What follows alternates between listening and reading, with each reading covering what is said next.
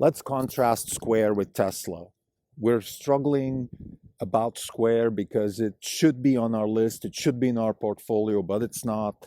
And one way to think about this is to contrast it with our largest investment, Tesla. This is the Not In Wrong podcast. It's October 22nd, 2020. This is Krim Delco. For the day, the fund is up 6%. The market's down roughly 1%. We are up 212% for the year. The market's up 6%. We're outperforming by 206%. If you put $100 on January 1st, 2020 in Orange Capital Partners, you would have roughly $312. And the same with the S&P 500 would give you $106. So Square is an innovative, disruptive company.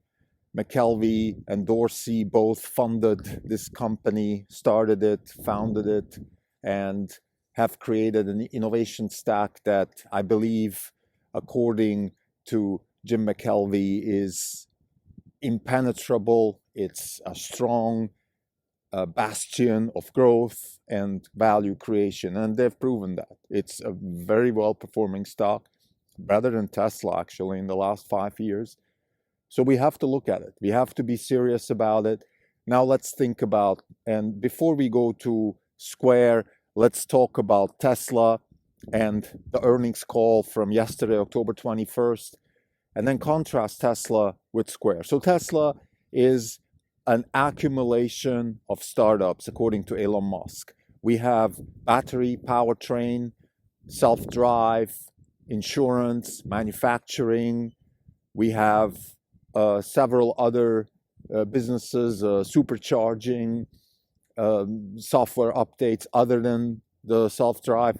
So each one, even the internal software, so Musk was talking on the call yesterday about the enterprise software of Tesla, which is not off the shelf. It is actually Tesla's own. So even that, he says, it's a fabric that puts the company together and allows for rapid innovation, which according to Elon Musk is the absolute most important piece of the competitive advantage that Tesla has. It's rapid innovation. If something doesn't work, you quickly fix the problem.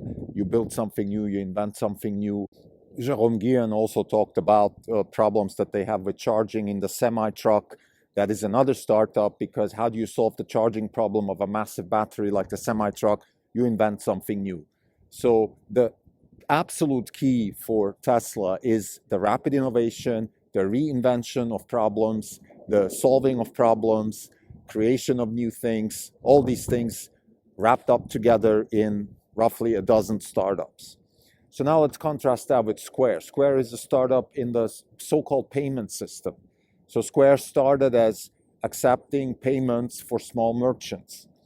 They then solved that problem by getting through the jungle of credit cards payments in the US, solving issues, charging people a fair amount of fees, merchants, a lot of these things that we don't see in the background when we make payments. They solved some of those issues. Some of those they didn't because they can't. It's institutionalized. But overall, I think Square is a company that has been able to grow based on a typical Clayton Christensen style disruption, which is they started with small markets, possibly uninteresting markets such as your organic market, your vegetable market, your art dealer that can accept credit cards and things like that. So then they grew, and they grew to small and mid-sized businesses, and it's only a question of time till we see something like maybe Tesla adopting Square as their payment solution worldwide. So it's totally possible. I'm not saying it's happened. This is not news. I'm just saying that this is the kind of disruption that you see. You start with small and then you grow into big. Now, my problem with Square as an investor is I don't quite understand what their mission is or what the problem is that they're actually solving. I live my life without Square. I never use any of their products or services. Sometimes I might when I buy a coffee. Actually, that's the only time I do, when I buy a coffee in a coffee shop, or maybe when I buy stuff at the farmer's market.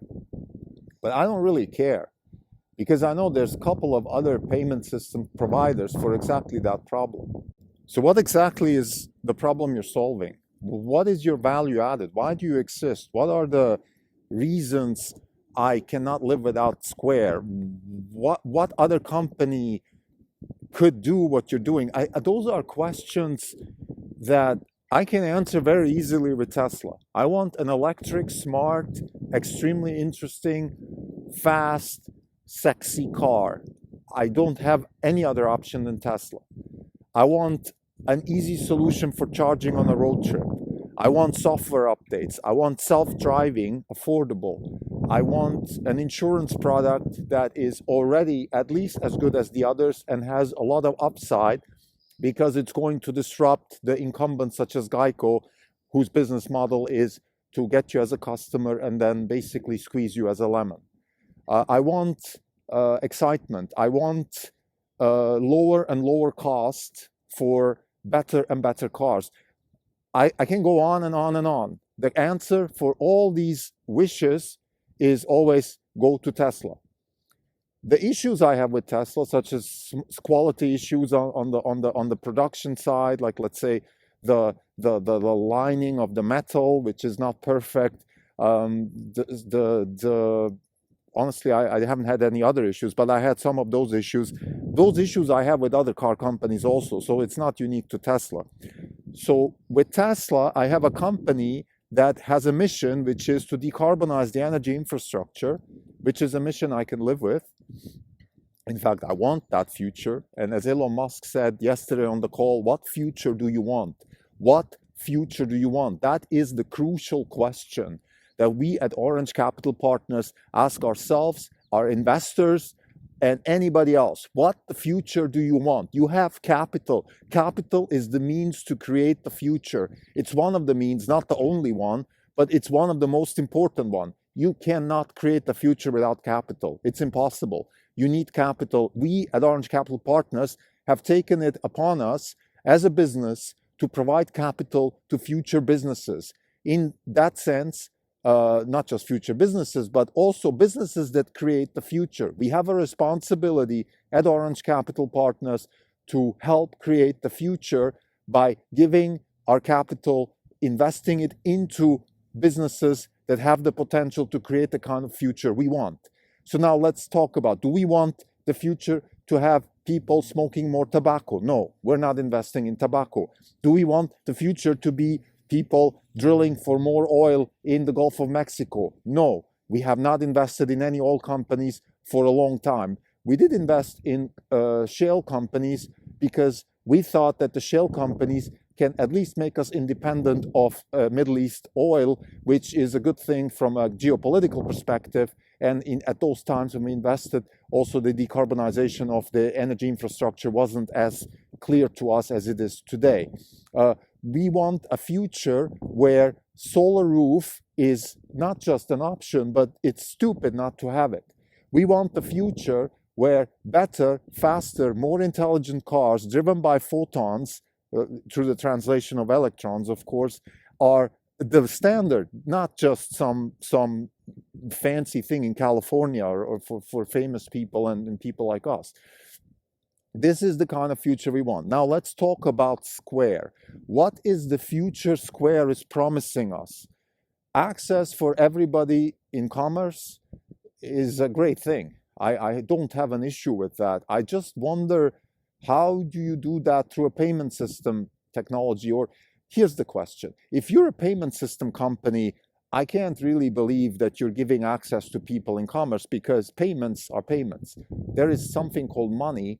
There are other things, banks, etc. So what is your service doing that they are not doing that is giving people access to commerce?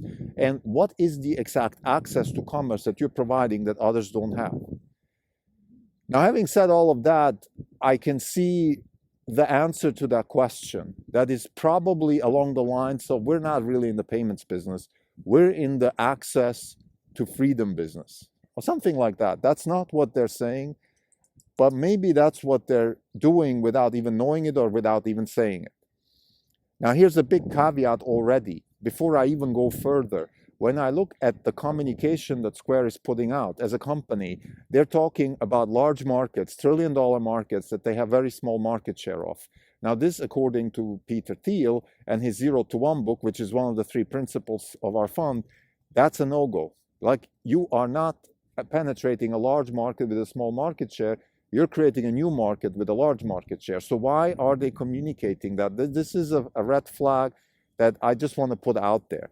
And why is it a red flag? Because if you're attacking a trillion-dollar market with a small market share, that means there's a lot of other people who are going to attack that market also. So how are you going to be able to capture value in a market like that? So this is a red flag already. I've said many times, I think also the leadership at Square is, in my view, not particularly inspiring. I find Jack Dorsey not an inspiring leader for a large company. He's an inspiring entrepreneur and 0 to 1 builder, but not a 1 to N builder. So that's already, I can see the friction there.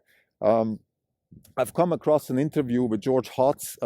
He gave an interview with Lex Friedman on Lex's podcast, and Hotz spoke about crypto. And why am I talking about crypto? Because, of course, the underlying crypto technology is part of the Square story. What is crypto? In a nutshell, it's smart contracts. What are smart contracts? A contract is an agreement between 2 parties to do something and have constraints while doing that. And the smart contract is simply an algorithmic contract. So it's not based on lawyers and courts. It's algorithmic. If you do this, then that. If you don't do this, then that, etc. So smart contracts, I think that's also why Silicon Valley, why computer science, why a lot of people in economics, etc., are excited about the blockchain technology as a general tech, and about things like Bitcoin in the payment system. It's because it's rule-based or algorithmic, if you want. So algorithmic contracts such as money, and it can be much more than that. Marriages, prenups, a lot of things can be algorithmic. That's the opportunity. That's where people get excited. And I can see, this is the fog that I can see through. Maybe I see some rays of sunlight. Sometimes when I surf on Ocean Beach in San Francisco, it's very foggy, and then you see those rays of sunlight and they shine into the wave, and it's a beautiful, inspiring view. And that's kind of how I feel with Square. I can see those rays of sunlight, but then the wave crashes on me and I have to restart again. And I'm sorry for this analogy, but it's kind of what I'm talking about here. It's this sliver of hope, and then the whole thing kind of ends up in whitewater. Versus with Tesla, I feel like I'm not just seeing a sliver of sunshine here. I'm seeing this beautiful pool of water with a beautiful sun rays everywhere, and they're shining, and I can see where it's going. And I think the risk with Tesla is not that I have to figure out what exactly they're trying to do. The risk with Tesla is simply execution risk. It's a very mundane risk. Can they actually do it? We know what they want to do. They're very transparent about it. It's just, can they do it? And that's fine. That's a risk I'm willing to take. I'm very happy to take that risk. I'm very happy to have that exposure. My son keeps asking me, why are you so faithful in the execution of Tesla? It's because I know they're doing a good thing. I know they're capable, and I think they can do it. Now, here's the thing. I've spoken several times about this. I think the execution risk with Tesla is not even the question of can they do it. The question is, can they hire the right people? Because the one thing where I think Tesla is making a mistake is relying on an archaic academic system to buy talent, or in other words, they're buying talent from legacy providers, i.e. Stanford or MIT, when they're trying to innovate in the future with new ideas and new everything. And that's kind of a discrepancy. You need people to do it, but the people come from institutions which have legacy problems. How exactly do you think you can bridge that gap? And that's a little bit my concern. If while Tesla is growing and growing to $1 trillion company, how can they maintain the kind of talent and innovation that is necessary for this endeavor? So that's my concern with Tesla, but that's a side point. Let's get back to Square. What's the problem you're solving?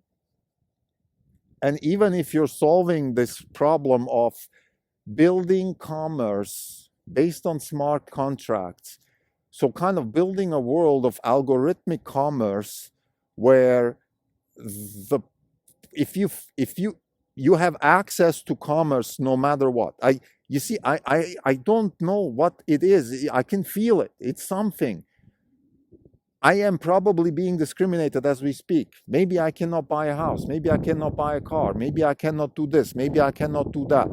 And maybe through this world of smart contracts and a world of commerce which is built on a new Square type idea, maybe I can do it, but I don't know what it is.